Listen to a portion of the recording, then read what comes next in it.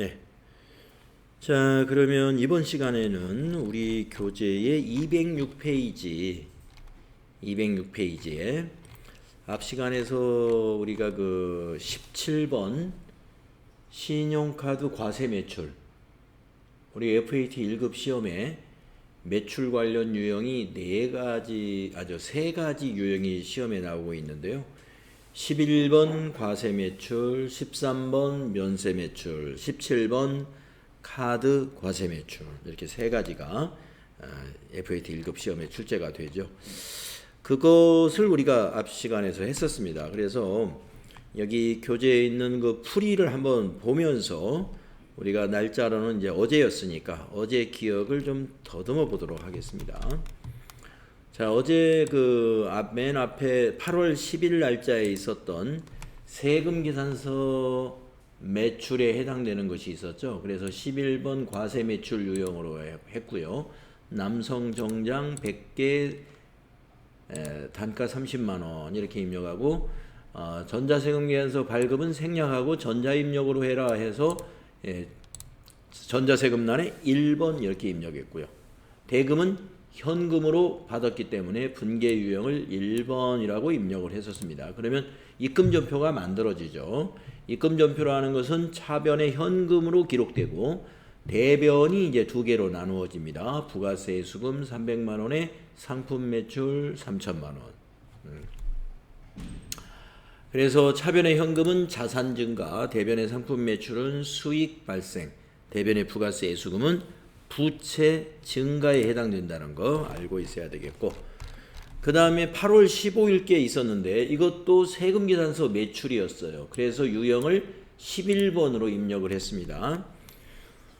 분명히 두 가지 이상이었기 때문에 우리가 복수거래라는 단추를 눌러서 이렇게 화면이 나왔었어요. 여기다가 이제 쭉 입력을 했고, 그리고 전자세금 계산서이기 때문에 전자입력 1번 전자세금란에서 해줬고, 이거는 외상으로 판매했었거든요. 그래서 분계 유형을 외상 하면은 자동으로 분계가 일어나죠. 차변의 외상 매출금이 1,540만원 자산 증가, 대변의 상품 매출 1,400만원 수익 발생, 대변의 부가세 수금 140만원 부채 증가, 이런 분계가 자동으로 만들어졌습니다.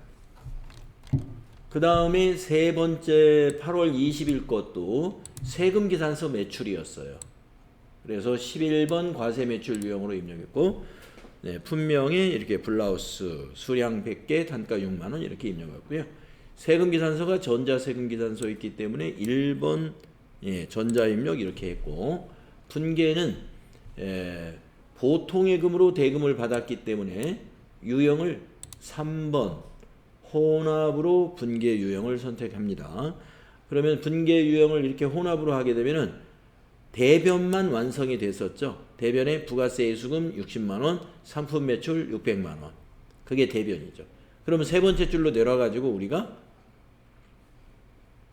차변 한 다음에 103번 보통예금 거래처 코드에다가 신한은행 해서 신한은행 보통 걸어주고 660만원을 차변에다가 입력했죠. 차변이죠. 자, 그 다음에 이제 이렇게 밑에 요 주의가 뭐냐면 보통예금 계정의 거래처는 신한은행으로 바꿔줘야 된다는 거. 그래서 탭키 눌러가지고 거래처 코드 꼭 바꿔야 됩니다. 저 위에 있는 그 부가세 신고소로 가는 거래처는 신사숙녀라고 되어 있지만 여기 보통예금의 거래처는 신한은행으로 되어 있기 때문에 거래처 색깔이 파란색으로 보여죠. 화면에서 파란색으로 보였었어요. 다음에 수행 4번을 보시면 8월 25일 날 이거는 패션 잡지를 판매한 그런 내용이었습니다. 그리고 계산서를 발급했죠. 그리고 이 건에 대해서는 우리가 과세사업과 면세사업을 겸용하는 사업자라고 보자라는 설명이 있었습니다. 그래서 계산서 발급하는 매출 유형이 13번이에요. 13번 면세 매출. 분명 수량 단가 썼고요. 거래처 코드에다 입력했고 전자계산서기 때문에 1번 전자입력 이것도 입력합니다. 자, 대금은 50%는 현금으로 받고 50%는 외상으로 했다. 이런 문제였죠. 그래서 분계 유형을 혼합으로 하면은 대변의 상품 매출 40만 원만 완성이 되죠. 그럼 우리가 세 번째 줄, 두 번째 줄에다가 차변에 101번 현금 20만 원, 또 차변에 외상 매출금 20만 원. 근데 외상 매출금은 거래처 코드를 자동으로 거래처가 여기 있는 데일리룩으로 자동으로 만들어지니까 그대로 두면 되겠습니다. 그리고 8월 30일 요게 이제 마지막 거였죠. 신용카드 매출이었습니다. 남성 바지 개인에게 팔았죠. 그래서 유형이 17번 카드과세 매출. 분명 남성 바지 거래처가 오상식이라는 개인이었어요. 코드에다 입력했고 신용카드는 전자세금하고 관계가 없는 거예요. 그래서 그냥 비우고 지나가고 분계를 카드 거래니까 카드 분계했죠. 4번 하면은 이와 같이 완성이 됐습니다. 대별의 상품 매출 15만원, 부가세 수금 15,000원. 그 다음에 차변의 외상 매출금 16만 5천원. 거래처가 국민카드사. 여기에 있는 오상식하고 거래처가 다르기 때문에 국민카드사가 파란색으로 보이는 거고요. 그 다음에 또 하나는 우리가 이 카드 거래는 전표를 입력할 때 공급가액에다가 합계금액 입력하죠. 그래야 공급가액과 부가세가 이렇게 나누어졌었어요. 그래서 우리가 어제 입력할 때 공급가액에다가 16만 5천원 이 금액을 입력했었어요. 이걸 여기다 공급가액에다 입력하면 이렇게 나누어졌었습니다. 기억 다 나죠?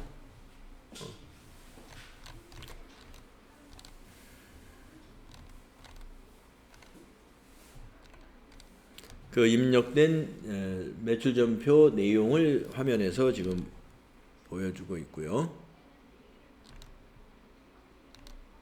그래서 매출 유형 11번 과세 매출, 13번 면세 매출, 17번 카드 과세 매출 요 범위 내에서 FAT 1급은 출제를 하고 있습니다.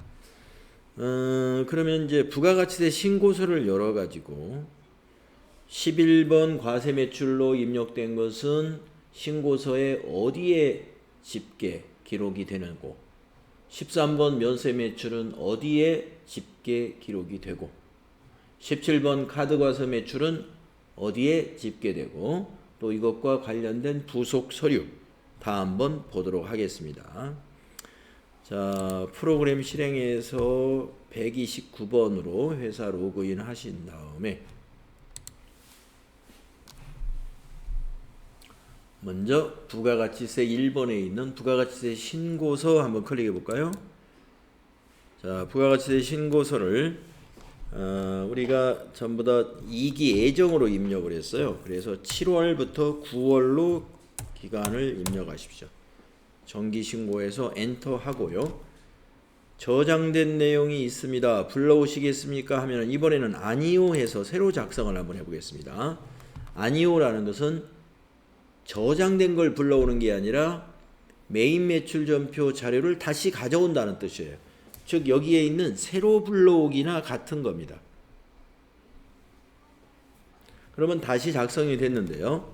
자, 여기서 보시면 우리가 지금 매출은 전부 여기에 집계가 되는데 11번 과세 매출, 즉 세금계산서 발급한 매출이 1번에 다 들어갑니다.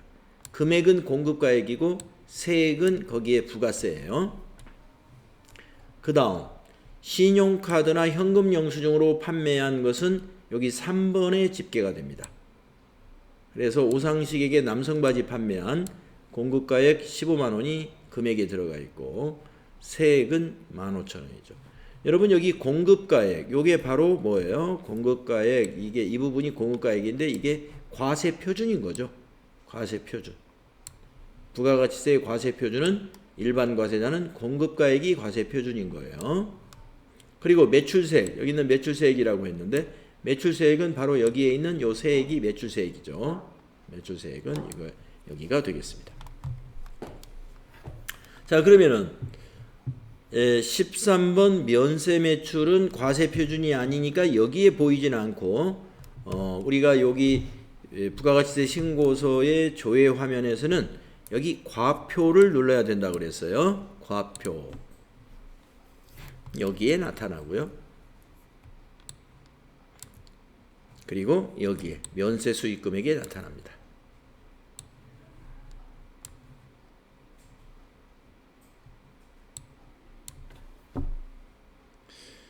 이것을 부가가치세 신고서 종이로 보게 되면은 이 면세는 뒷면에 입력하는 난이 있어요. 뒷면에 기록을 하거든요. 예. 그래서 앞 시간에서 우리가 여기 인쇄라는 단추를 누르면 종이로 된 부가가치세 신고서를 볼 수 있다 그랬습니다. 예, 과세 표준 및 매출세액은 지금 전산에서 보고 있는 그 화면과 아주 똑같이 생겼죠. 이렇게. 자, 면세 매출은 여기 2페이지로 넘어가 보면은요. 여기 밑에서 이 화살표를 누르면 2페이지로 넘어가는데 2페이지 아래쪽에 면세 사업 수익 금액이라고 따로 여기 있어요. 여기에 도소매 40만.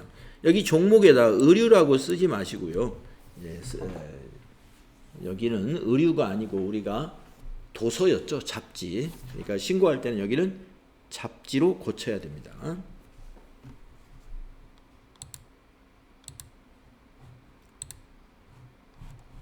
도서로 바꾸거나 이제 사업자 등록증에서 승인 받은 것으로 바꿔주면 돼요. 지금 여기가 도소매 의류라고 되어 있는데 여기 종목이 이 종목을 우리가 만약에 도소매하고 도소로 되어 있다 그러면 이 종목을 도소로 여기서 바꿔주면 돼요. 아까 과표에서 여기다 바꿔주고 인쇄 버전을 보게 되면 이렇게 바뀌어져 있죠. 신고할 때는 여기까지 좀 세밀하게 보시고 고쳐줘야 될 거예요. 시험에서는 그 부분까지는 평가 대상이 아니니까 그거는 고치지는 않습니다.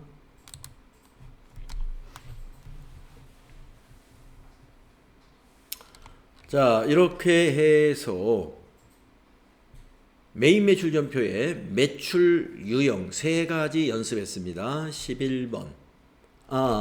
그 다음에 부속 서류 또 봐야죠. 자, 부가세 신고서는 이렇게 되고요.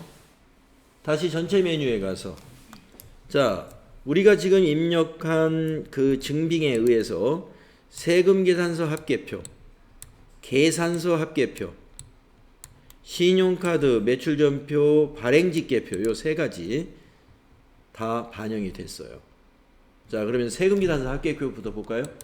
자, 세금계산서 합계표 들어가서 7월부터 9월 2기 예정과세기간으로 기간을 입력하고 정기에서 엔터를 쳐보세요.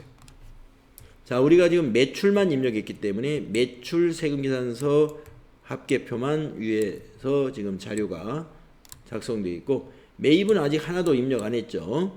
그래서 매입은 아직 자료가 없는 겁니다. 그래서 보시게 되면은 세금계산서, 전자세금계산서로 4곳, 매출처가 4곳이고 세금계산서 매수는 5매였다는 거죠. 그리고 공급가액이 1억 1천만 원에 부가세 1,100만 원. 그 내역은 여기에 있습니다. 이런 것을 부가세 신고할 때 이걸 같이 제출하는 서류입니다. 그 다음 계산서 합계표 한번 열어보세요. 세금계산서 합계표 바로 밑에 있죠. 자, 계산서 합계표를 7월부터 또 9월로 기간을 입력하고 정기에서 엔터 쳐보겠습니다. 네, 계산서 매출만 입력했죠. 매입은 없었습니다. 아직. 자, 전자계산서였고 매출처 하나에 매수 하나예요. 데일리룩에 컴퓨터 잡지 40만원어치 판매한 그 내역 이쪽에 있습니다. 제출해야 되는 서류고요. 이것도. 자, 다시 전체 메뉴에 가면은 신용카드 매출전표 발행직계표 있어요. 자, 클릭하시고 기간은 7월부터 9월. 자, 신용카드 매출전표 발행직계표는 처음에 기간을 입력하고 하고 난 뒤에 보면은 데이터가 아직 안 보입니다. 이러한 양식이 몇 가지가 있게 되는데, 이런 양식은 이 오른쪽 상단을 봐주시면은 불러오기라는 탭이 있어요. 단추라고 하죠. 이 단추. 자, 불러오기 단추를 클릭하시면 돼요.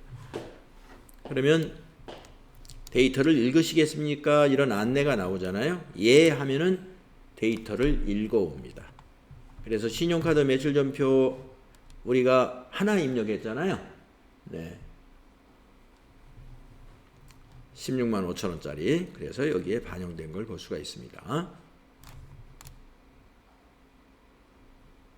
네, 이렇게 해서 우리는 지금 부가세 신고서 보는 방법, 세금계산서 합계표 보는 방법, 계산서 합계표 보는 방법, 그 다음에 신용카드 매출전표도 마찬가지. 신용카드 매출전표 발행직계표를 보는 방법. 뭐 작성하는 방법이나 보는 방법이 같은 거예요. 여기까지 공부했습니다. 자, 그러면은 이번에는 209쪽으로 넘어가서요. 매입 전표를 입력해 보도록 하겠습니다. 다음 자료의 매입 매출 전표 입력을 수행하시오. 전자세금계산서 및 전자계산서는 전자세금란에다가 1 전자입력으로 입력하시오. 자, 수행 1번을 보면은 스커트 상품을 매입하고, 네, 매입입니다. 대금은 현금으로 지급했어요. 현금 분기하시면 돼요. 신규 거래처를 등록하세요. 자, 아직 거래처 등록에 이게 아직 안 돼 있다 이거예요. 이게 매입처니까 우리가 공급받는 자고, 공급자는 왼쪽에 이 회사죠. 이 세금계산서의 공급자가 지금 여기서는 우리의 신규 거래처가 되는 것이죠. 그래서 4001번으로 거래처 등록을 먼저 하고, 그런 후에 매입 매출 전표에 전표 입력을 하는 것으로 하겠습니다. 물론 매입 매출 전표에 입력을 하는 과정에서 거래처를 등록하는 방법도 있어요. 근데 제가 보기에는 그 방법을 꼭 쓸 필요가 있겠느냐? 네. 거기가 오히려 입력하는 것이 더 편하지가 않아요. 그래서 거래처 등록을 편하게 하려면은 전표 입력 단계에서 하는 것보다는 기초정보관리에 있는 요 메뉴에서 하는 게 더 편안하더라 이거죠. 자, 거래처 등록 클릭하시고, 자, 일반 거래처죠. 그래서 일반 탭에다가 코드는 4001번이라고 그랬습니다. 4001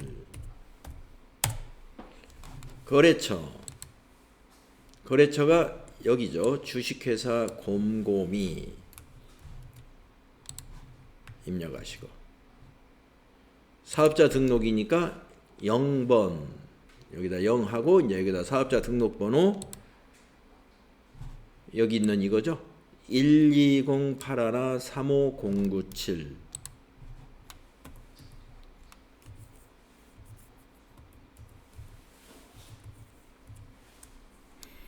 대표자 이아람이죠. 구분은 전체를 해주세요. 매출 매입 전체 사용해 주시고, 오른쪽에 4번에다가 업태와 종목 주소 입력하겠습니다. 업태는 도소매, 종목은 의류.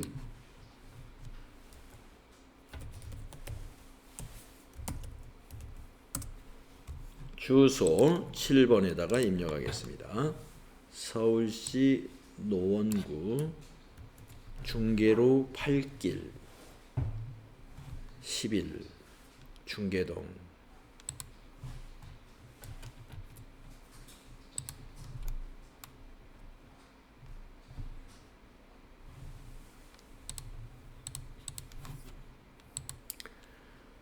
그 다음에 여기 이메일 주소는 이제 거래처하고의 전자세금계산서 발급이라든가 이럴 때 필요한 거니까 gom@빌36524.com 이것을 여기 추가사항 탭을 눌러서 여기 4번에다가 입력합니다.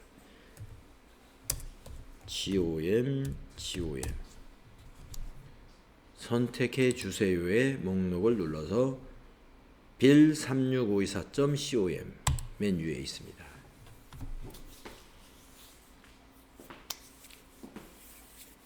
자, 그래서 추가 사항에서 이메일 주소 넣었고요. 기본 사항에 있는 이런 거 다 입력했습니다. 그러면 거래처 등록은 이제 다 됐고요.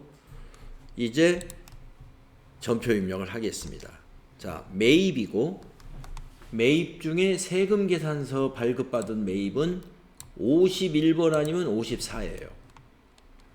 여기 있는 요 80만 원의 매입세액을 공제받을 수 있으면 51번 유형으로, 공제받을 수 없으면 54번 유형으로 입력하는 겁니다.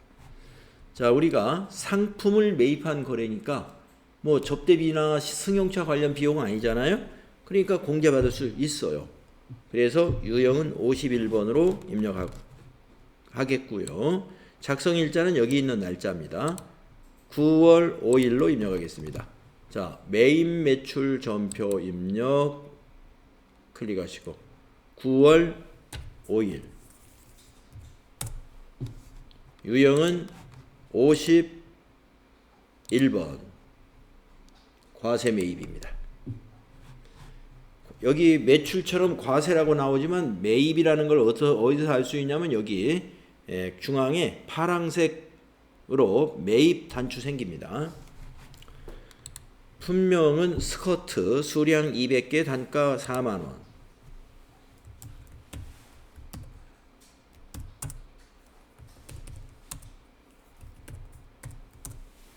그러면 공급가액과 합계까지 다 완성됐고 코드에 4001번. 아까 금방 등록했기 때문에 4001번 기억나죠? 전자세금계산서를 발급받았으므로 전자세금란에 1번 전자입력. 자, 분계는 뭘로 하느냐? 현금으로 지급을 했어요. 스커트 값을. 그러니까 현금 분계. 분계는 1번. 1번이 현금이죠. 그러면 우리가 매출했을 때 현금 분계하면은 입금전표가 만들어졌어요. 그러나 이거는 매입이기 때문에 현금 분계하게 되면은 출금전표가 만들어집니다. 출금, 현금이 나갔다 이거죠. 매입이니까 현금이 나가겠죠. 그래서 대변이 현금이에요. 880만 원. 그러면 차변이 80만 원과 800만 원. 이게 뭐냐? 80만 원은 부가세 대급금. 800만 원은 상품. 자, 우리가 앞에서 매출 자료를 입력할 때는 부가세가 대변에 가면서 부가세 애수금이었어요. 부채였습니다. 지금 매입세액은 이건 공제받는 거예요. 그래서 우리가 자산으로 잡아놓습니다. 그래서 부가세 대급금은 자산이에요. 당좌 자산입니다.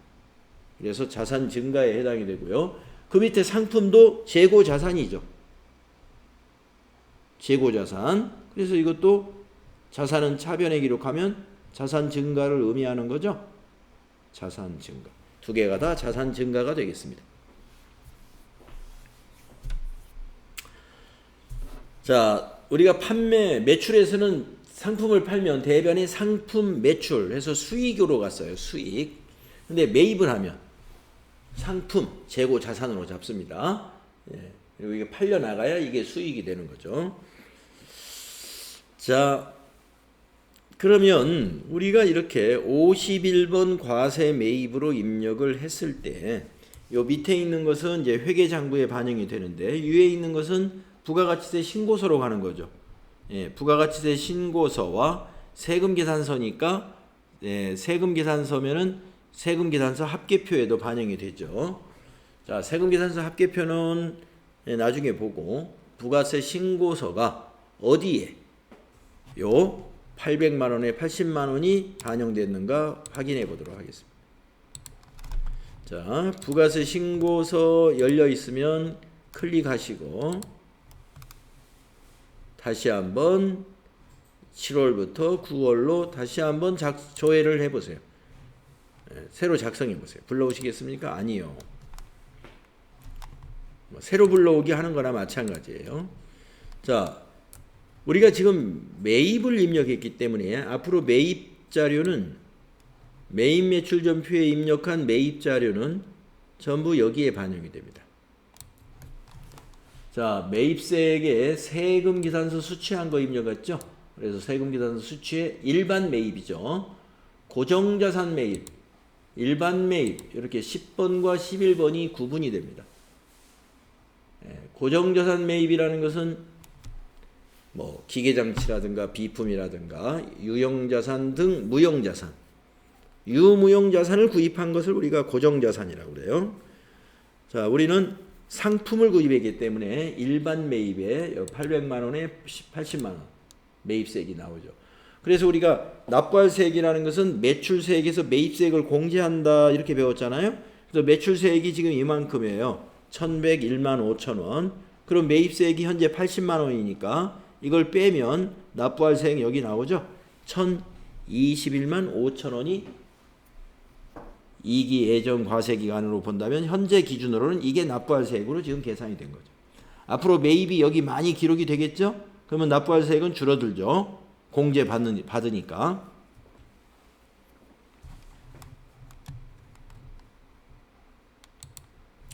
자, 거기에 반영된다는 거, 10번에 반영된다는 걸 알고 또 하나 같은 거 입력하겠습니다. 자, 그 밑에 수행 2번 원피스 상품을 외상으로 매입했다. 3월 20일에 계약금을 지급하였다.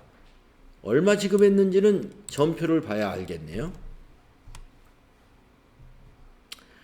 밑에 분개하려면은 또 계약금 지급한 선급금이 얼마인지 알아야 되니까 선급금 뺀 나머지만 외상이잖아요. 그러면 일반 전표에 3월 20일을 입력해 보세요. 계약금 받은 것은 아마 일반 전표에 입력을 했을 겁니다. 전체 메뉴에 가서 일반 전표 입력 3월 20일을 입력해 보면 전표가 하나 있는데 차변의 선급금 자산으로 잡았죠? 상품 대금 계약금 데일리룩 450만 원. 대변의 보통예금으로 계좌 이체했다는 거죠. 자, 오늘은 이제 상품을 우리가 받아왔죠. 받아왔으니까 요 선급금은 대변에 없어져야 돼요. 매입 매출 전표 분개할 때 대변에 선급금을 450만 원 입력해 가지고 요 자산을 감소시켜 줘야 됩니다. 자, 450만 원 확인했어요. 그러면 매입 매출 전표 입력으로 화면을 바꾸세요. 매입 매출 전표 입력. 맞죠? 자, 날짜를 입력하겠습니다. 여기 작성 일자가 9월 10일이죠. 자, 9월 10일로 날짜 바꾸고 이 매입세 공제 가능한 거죠? 상품 매입이니까. 그래서 51번 과세 매입. 세금 기산서 매입은 51번이라고 그랬어요. 원피스 500개 9만 원.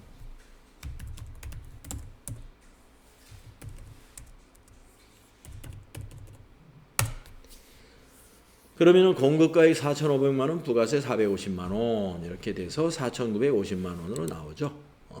자, 거래처 코드. 거래처 코드는 공급자 데일리룩이 거래처죠. 여기선 데일로 입력합니다. 전자세금계산서죠. 1번 전자입력. 자, 분계는 계약금도 있고 외상도 있어요. 그러니까 혼합 3번 혼합 분계를 해줍니다. 자, 혼합은 차변만 여기서는 완성이 돼요. 우리 매출에서는 대변만 완성이 되었었어요. 자, 차변이 어떻게 만들어졌냐. 부가세 대급금. 매입세액이니까 부가세 대급금. 맞죠? 또 차변의 상품, 네, 원피스 상품을 매입했으니까 상품이라는 재고자산 증가시키는 거죠. 됐습니다. 그 다음에 이제 세 번째 줄을 클릭하고 450만 원은 선급금 자산이었죠.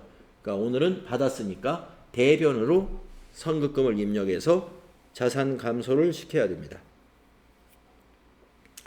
자,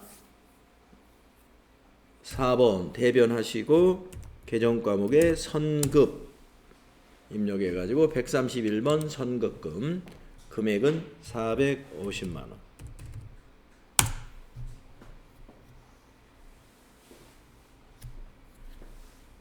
그리고 또 대변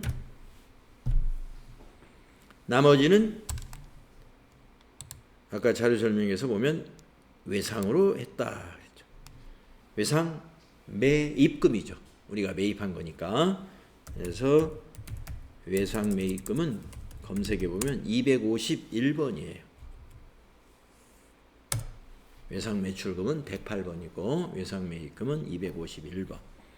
자, 얼마가 외상일까요? 4,500만 원이 외상인 거죠. 이 금액을 입력해 주면 됩니다. 45 플러스 탭키. 마지막에는 탭키를 눌러서 거래처 수정해야 할 곳은 없는지, 그리고 항상 요 차변의 합계와 대변의 합계는 서로 어떻게 해야 돼요? 일치해야 됩니다. 그것도 확인해 보시고.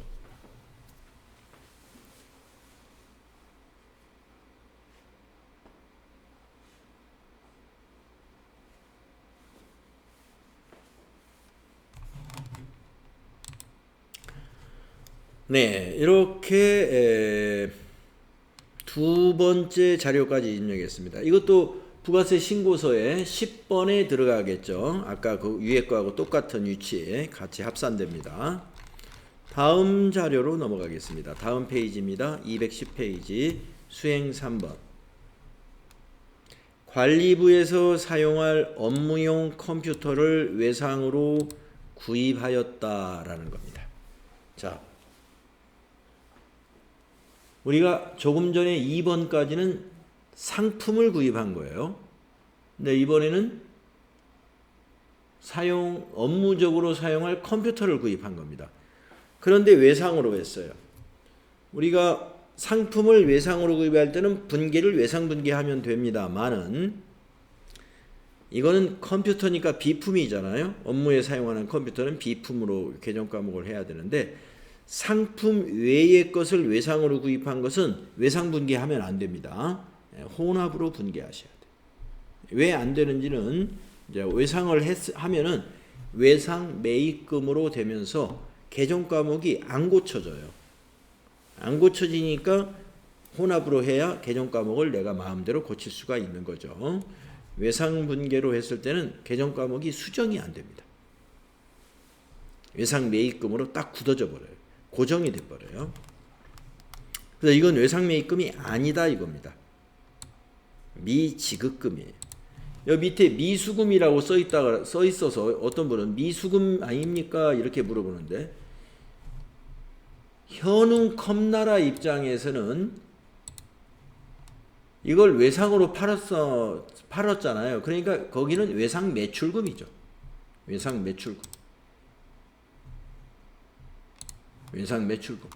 왜냐하면 컴퓨터를 판매하는 회사니까. 우리 회사는 이걸 비품으로 쓰잖아요. 그러니까 미지급금. 우리는 지급해야 될 의무가 있는 회사니까.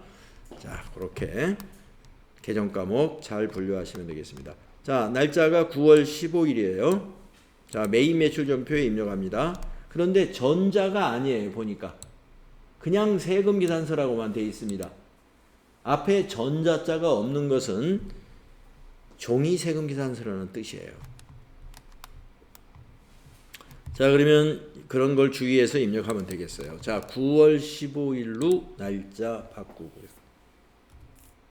9월 15일로 날짜 바꾸시고 유형은 51번이죠. 매입세 공개 가능하죠. 업무용 컴퓨터 매입한 거니까. 품명에다가 그대로 컴퓨터 한 개 120만 원. 120만 원. 그러면 공급가액 120에 부가세 12만 원. 거래처 현웅 컴나라. 전자세금이 아니죠? 그러니까 비워두는 거예요. 종이세금이라는 전자세금란을 비워둡니다. 자, 분계는 여러분이 착각을 하고 외상으로 했다. 자, 2번을 누르면 이와 같이 외상 매입금이 돼요. 그러면 이게 미지급금으로 바뀌면 입력이 되면 되는데 입력이 안 되니까 외상으로 할 수가 없는 거예요. 그래서 외상 분계를 하지 말고 혼합 분계. 자, 여기 분계를 3번으로 다시 고칩니다. 그리고도 고칠 게 있어요. 자, 차변이 완성은 됐는데 항상 차변이 완성될 때 환경 설정에 있는 그 기본 개념 과목으로 완성을 해요. 자, 매입세액은 부가세 대급금. 네, 이건 맞죠. 그런데 공급가액을 무조건 상품으로 합니다. 여기 품명에다 컴퓨터라고 썼다고 하더라도 그냥 컴퓨터가 옷인가 보다 하고 상품으로 처리하는 거예요. 자, 상품이 아니고 비품. 자, 차변에 코드에다가 비품 해주세요. 업무용 컴퓨터는 개정 과목이 비품입니다. 자, 그 다음에 세 번째 줄로 내려와서 이거를 외상으로 샀으니까 미지급금이라고 그랬죠? 부채죠? 대변. 대변에 부채 증가시킵니다. 대변 해놓고 미지 하면은 253번이 미지급금이에요. 외상 매입금이 아니라 이거죠. 자, 합계금액 얼마입니까? 132만. 그리고 탭키 눌러서 거래처 바꿀 것이 없는가? 안 바꿔도 되겠고요. 차변 대변 합계 일치하는가? 이런 것을 확인하시면 되겠습니다. 자, 이거는 지금 종이계산서이기 때문에 세금계산서 합계표 매입란에 보면은 전자와 전자외가 있어요. 한번 지금 가서 보겠습니다.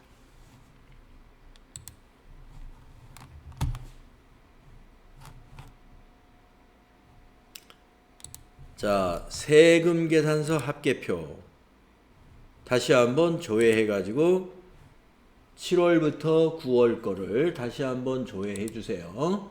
조회 단추를 누르라는 얘기입니다. 그래야 다시 작성되거든요. 자, 아까 그 우리가 매출은 쭉 봤었죠. 자, 이번에 매입 쪽을 보세요. 밑에 매입 쪽.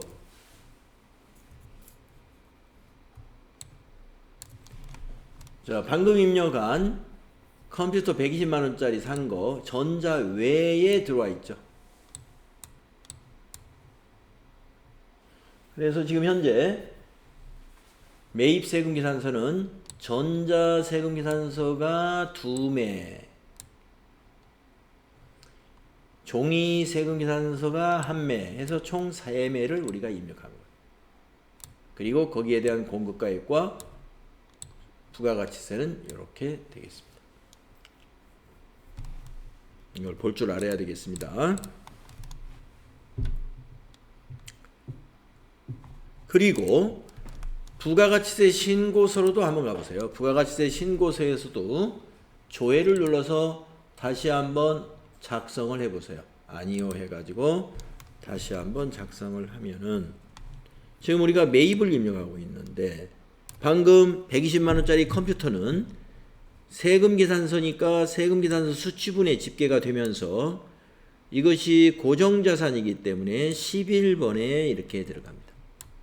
일반 매입이 아니라 11번에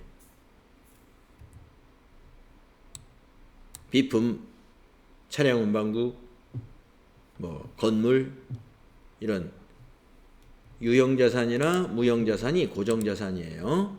그것은 여기에 집계가 된다는 거 알고 계셔야 되겠습니다.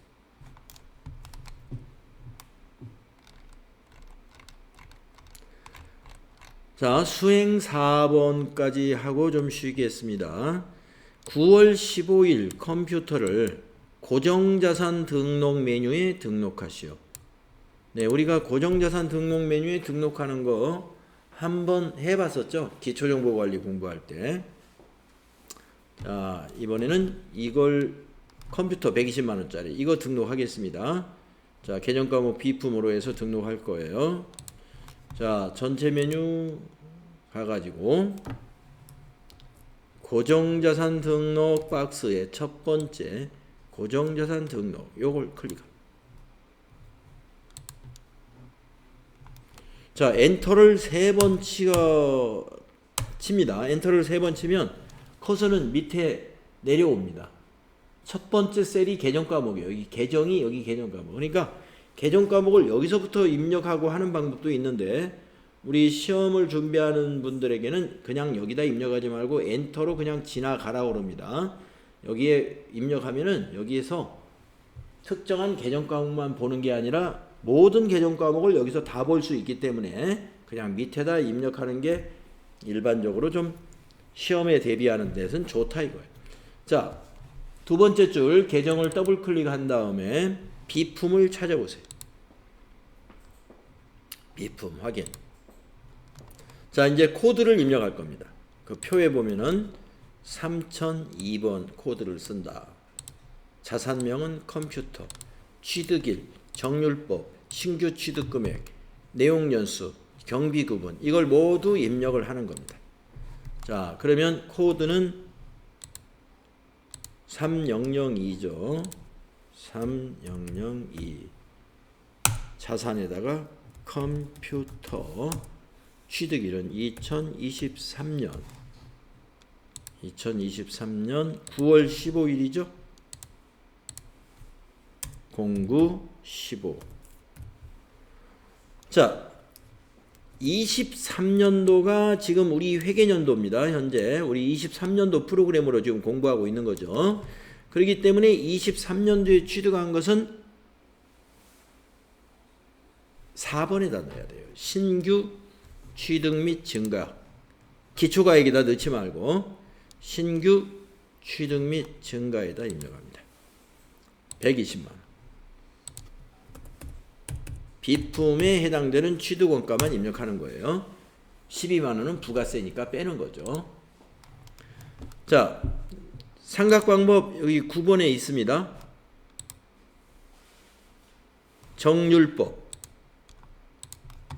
네, 0번이 정률법이니까 그대로 두고 1번이 정액법이고 0번이 정률법이에요. 자, 그 다음에 그 밑에 내용연수 10번에다 입력합니다. 5. 내용연수 5. 그리고 경비구분이 800번대다라는 것은 판매관리비로 감가상각비를 정리한다는 뜻이에요. 네. 경비구분 800번대 그대로 두면 됩니다. 1번이 500번대인가 그래요. 클릭해보면 1번이 500번대, 0번이 800번대입니다. 800번대는 판매관리비, 500번대는 그 제조원가예요. 자, 그러면 여기 보시면 우리가 이 컴퓨터에 당기분 감가상각비는 20번에 있는 것이 반영이 되는 거예요. 회사 계상 상각비 18만 400원입니다. 18만 400원. 여기 취득일이 9월달이기 때문에 감가상각비를 9월부터 12월 것만 계산하는 거예요. 월할로 계산을 합니다. 그게 18만 400원이고.